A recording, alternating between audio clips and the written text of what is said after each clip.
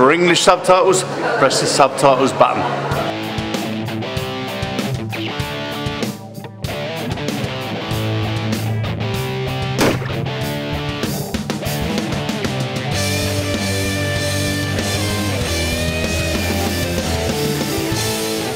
Ja, hallo zu einer neuen Folge von Reptil TV. Ich bin mal wieder in Ghana. Wir sind hier in der Volta Area, so eine 2 Stunden von der Hauptstadt Accra entfernt ungefähr. Unser Ziel heute der African Rock Python, der Felsenpython, eine der längsten Schlangen der Welt. 5-6 Meter lang können die Brüder werden. Da wollen wir heute einen riesen Brocken finden. Ich will euch zeigen, wo die leben, welcher Lebensraum, wo die sich verstecken. Und ja, hoffentlich Daumen hoch, dass wir einen finden. Wir sind hier, das ist die Familie, die hier wohnt. Hier haben wir erstmal nach Erlaubnis gefragt, dass wir das Grundstück im Prinzip betreten dürfen. Und jetzt kann es losgehen. Hier noch kurz meine Truppe, die ich heute beieinander habe.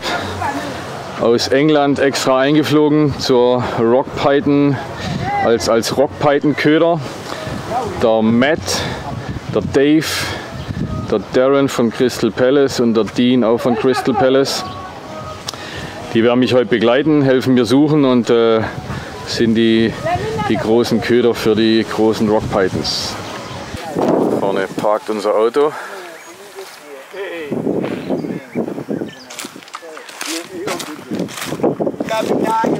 Ich bin jetzt so ungefähr 10 Minuten von dem Dorf weggefahren. Relativ trockene Gegend. Und ausgestiegen und die sind hier gleich stramm auf diesen Hügel zugelaufen. Was auch immer in dem Hügel ist. Also so ein Termitenhügel hier.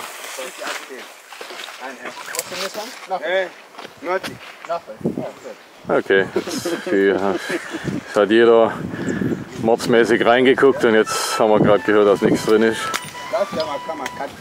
Hier haben wir einer unserer Trapper. Er ist bekannt dafür, also er ist schon ewig in dem Business und er ist so hier im Umkreis bekannt als der die meisten Felsenpython kennt und weiß und fängt. What is your name, sir? Azuma. Azuma? Okay, also der Azuma. You catch rock python for a long time? Oh, I start this work in Gibraltar. Long time? From 1963 I start this work. 1963? You catch rock python or also royal python? African python, black Africa, black cobra, and this thing, Gaboon. Gaboon? The cat. Okay, okay. And also the royal python also or not? Oh, royal python, that one is smoky. I don't want that one. Okay. Es hat hier so kleine Buschansammlungen. Also wir sind hier relativ trockenes, sandiges Gebiet. Ich hatte eigentlich feuchter erwartet. Und hier sind so kleine Baumgruppen. Und in den Baumgruppen suchen sie wohl danach. Die englische Gefolgschaft trudelt auch langsam ein. Ja, und ich bin erstaunt, wie trocken dieses Gebiet hier ist.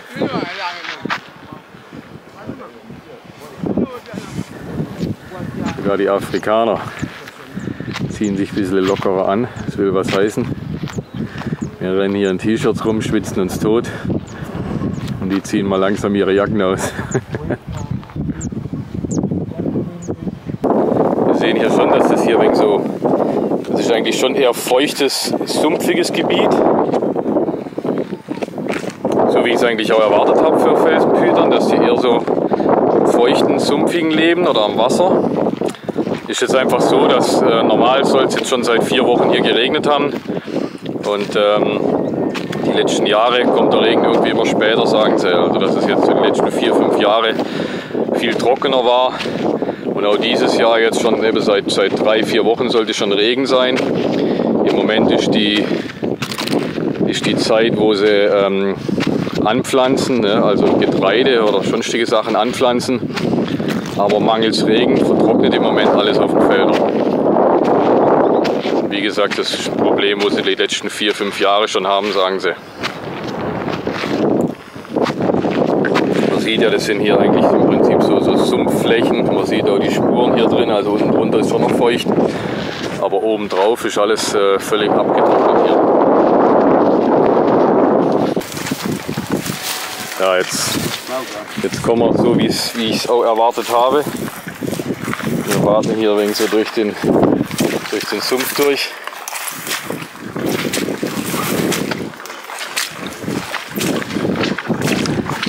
Aber das ist jetzt eher so das Gebiet, wie ich mir den Lebensraum vorgestellt habe für einen großen Python. Hier sind die Frauen aus dem Dorf, tun hier ihre Wäsche waschen.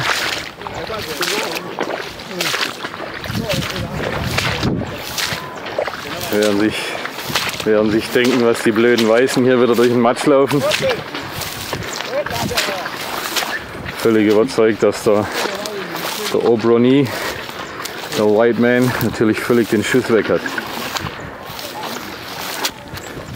Zumindest haben wir jetzt wieder trockenen Boden unter den Füßen. Wir sind jetzt hier wieder in fremdes Gebiet gekommen. Gab es hier kurz ein bisschen eine leichte Diskussion, weil da, wo wir jetzt sind, nicht mehr in der Community von unseren Trappern ist, sondern wir sind in einer anderen Community. Und jetzt müssen wir hier zu dem Chef von der Community und halt nach der Erlaubnis fragen, dass wir hier ein wenig rumlaufen dürfen, ein wenig filmen dürfen. So, wir sitzen jetzt hier in dem Haus von dem Chief hier oder in der Versammlungshalle von der Community hier. Hier unser Trapper oder der Mann neben ihm mit dem gelben Hemd, das ist der Chief hier. Und eben, es war jetzt kurze Diskussion, den Fehler, den wir gemacht haben, es ist ja einfach eine andere Community. Wir haben nicht nach der Erlaubnis gefragt, hier durchzulaufen, zu filmen, Tiere zu suchen. Und am Anfang waren erst alle mächtig böse, jetzt haben sie es uns erklärt, dass die halt einfach, wir sind Fremde, wir können hier nicht einfach durchs Land laufen. Und jetzt entspannt sich die ganze Situation. Es gibt so Wasser zum Trinken, ich darf filmen. Und alles wird gut. Aber interessant, wie die Situation hier eben gelöst wird. Also der Älteste oder der Dorfchef und die Männer aus dem Dorf kommen zusammen, man redet drüber und diskutiert es aus und am Schluss ist alles okay. Für den Fehler, den wir gemacht haben, wollen wir uns jetzt 200 Ghana-Cedis verlangen. Das sind umgerechnet ca. 50 Euro, über 50 Euro, was wir uns jetzt als Strafe sozusagen geben wollen. Jetzt wollen wir mal schauen, ob wir noch mit dem halben Preis davon kommen. Können wir jetzt noch ein bisschen verhandeln und dann schauen wir mal. Jetzt habe ich letztendlich 150 Ghana-Cedis abgedrückt, das sind 40 Euro. Ja, ich denke 40 Euro für die Filmgenehmigung muss im Budget drin sein. Wir können ja Spenden sammeln bei den Reptil TV Zuschauern. So, unser Trip kann weitergehen. Der Chef hat uns abgesegnet. Und wir ziehen von dannen.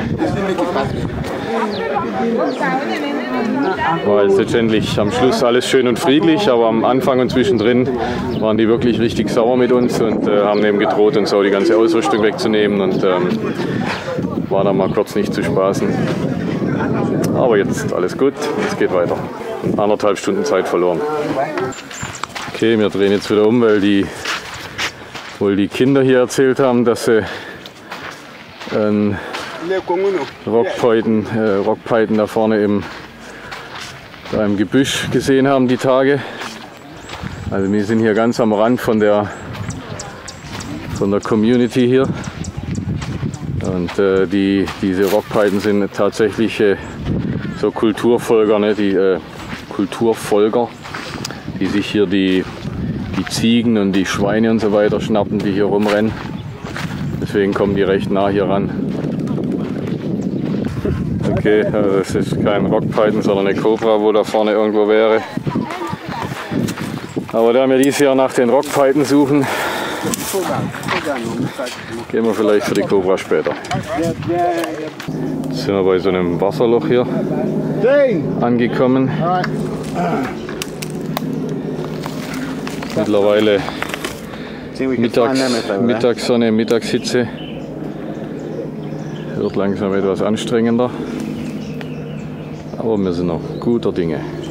Und laut unseren Trappern hat es plenty und all the time. Also müssen wir ja was finden. What is it? You can see a trail where the snake's been in the sand. Okay. Also eine Spur im Sand von irgendwelchen Pythons, aber noch kein Python. So, wir sind jetzt hier so ein zweites Mal sind wir jetzt noch hier von irgendeinem Chef verhört worden sozusagen, beziehungsweise von so ein paar Farmern hier mit Macheten und sonstigem gebeten worden, mit zum Chef ins Dorf zu kommen.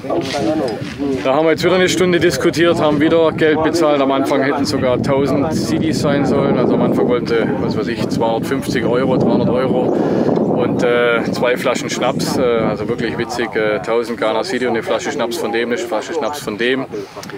Am Schluss konnten wir sie runterhandeln auf 200 Ghana Cedis und 2 Taschenmesser. Jetzt können wir weitersuchen, hoffen wir, dass wir jetzt endlich was finden und hoffen wir, dass nicht der dritte Chef hier irgendwie kommt und uns ebenfalls verhaftet und Geld von uns will. Hoffen wir, dass wir ab jetzt erfolgreich sind. Also wir sind jetzt hier auf so einem Farmland, völlig trockener Boden. Ich habe jetzt gefragt, ob die nicht denken, dass die Felsenpythons eher am Wasser sind. Die sagen, ja, normalerweise sind sie am Wasser, weil sie dort auch fressen und so weiter. Und jetzt im Moment ist ja noch Eiablagezeit oder Schlupfzeit im Prinzip.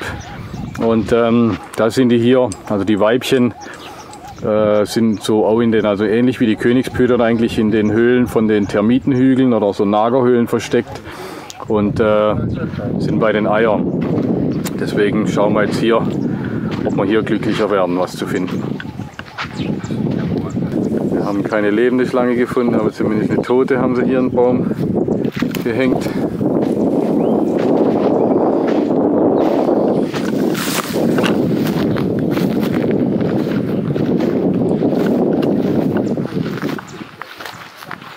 Nee, tatsächlich ist es nur die Haut, oder? Nee, doch. Nee, leider eine tote, sieht nach Puffotter aus. It's a Puffotter. Schade für das arme Tier.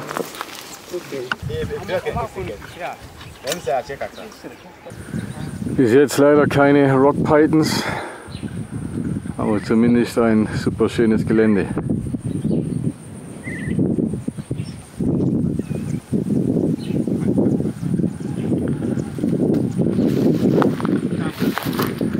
Hier kommt auch unser britischer Clan an. Mittlerweile jeder etwas exhausted. Wir sind jetzt hier in einem Dorf. Die haben hier einen Felsenpython irgendwo gesehen. Und da werden wir jetzt mal gucken, also, ob wir den finden. Wir gehen jetzt zusammen mit denen zu dem Loch, wo die den gesehen haben. So, wir sind jetzt hier angekommen. Interessanterweise sind wir von dem Dorf, wo wir gerade waren, jetzt nochmal bestimmt 20 Minuten mit dem Auto hier gefahren durch die Savanne hier. Da hinten ist der ganze Trupp. Hoffen wir mal, dass wir was finden. So, hier soll wohl die Stelle sein.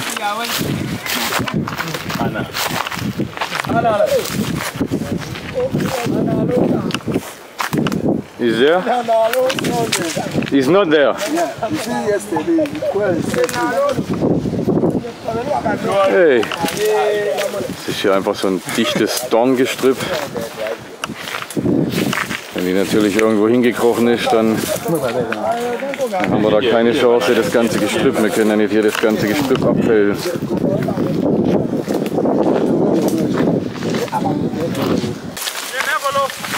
Jetzt haben sie was. Die Chancen werden besser. Ich will nur gucken, dass ich mit meiner Ah, okay. Oh. Okay. Don't let it go.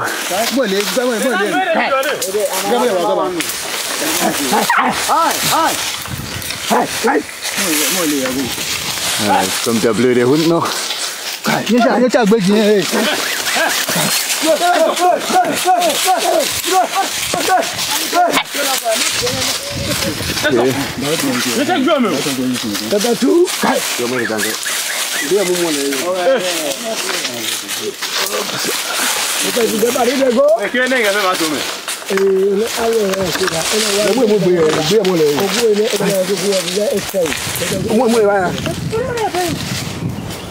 Okay, die will natürlich abhauen.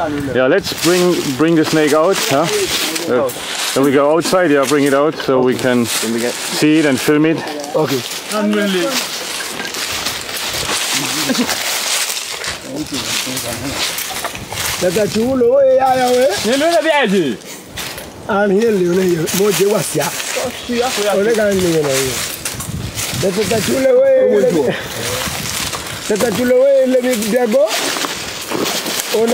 Man sieht, dass ein Felsenpython halt kein Königspython ist. Die sind natürlich, die sind nicht nur im Terrarium garstig, die sind erst recht in der Natur garstig. So, hier haben wir einen Dean mit unserem Catch of the Day. Dank englischer Unterstützung haben wir echt noch eine gefunden. So, who found the snake? Was it you or you found it? Okay. Good job, thank you. Ja, jede Menge Leute haben wir dabei. Konnte es ja nicht schief gehen. Ja, hier das Tier unserer Begierde. Ich habe echt nicht mehr dran geglaubt, dass wir noch eins finden. Tatsächlich hier am zweiten Tag sind wir noch fündig geworden. Schönes, großes Weibchen, kann scheinbar schon Eier legen in der Größe, sagen die hier. Ganz interessant, die Gegend, wo wir es gefunden haben, eben viel trockener wie Königspython-Gebiet.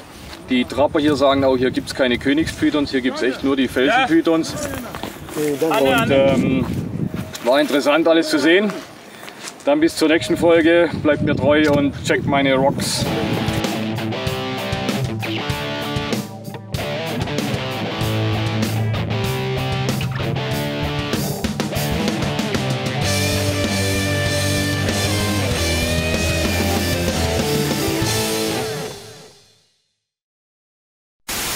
For English, subtitle push. Subtitle push. For English subtitles, For English subtitles push. press the subtitles button. Press the subtitles button. There you go. There you go. For English, subtitle push. Subtitle push. Ich bin hier mal wieder in Ghana und jetzt läuft das Moped. Machen wir es nochmal. Let's hope not the whole motor gang is starting and leaving from this place here. Wenn wir so einen 6 Meter Brocken heute finden vielleicht. Ja, das geht mir die Idee aus. Nochmal.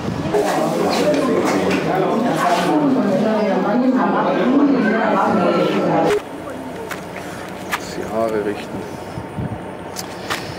So, wir sind jetzt hier in so einem Dorf, da haben sie, wenn die jetzt mal ein wenig leiser werden, dann wird man mich hören. Und wir haben schon bald nicht mehr dran geglaubt, dass wir hier fündig werden. Also bleibt uns treu und checkt meine Balls und checkt die afrikanischen Handys, weil die bimmeln hier in einer Tour. Katastrophe. Ah, doesn't matter, don't be too...